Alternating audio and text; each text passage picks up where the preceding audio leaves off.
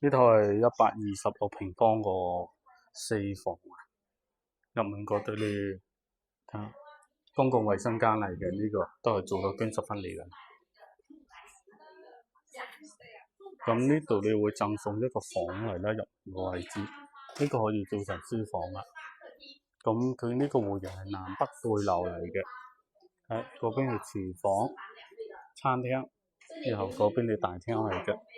咁佢最大嘅亮點咧就係嗰度，就係呢個位置嚟啊！陽台個位置8米開間嘅陽台，寬度達到2米幾到3米個開間嚟，唔係個寬度嚟啊！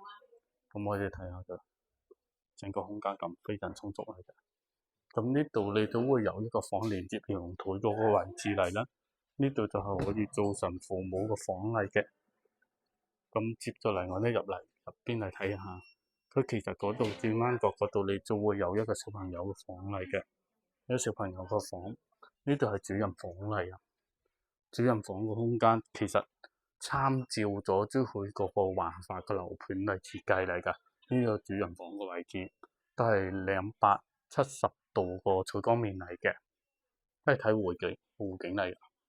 咁呢度你就係主人房個衣帽間嘅位置啦。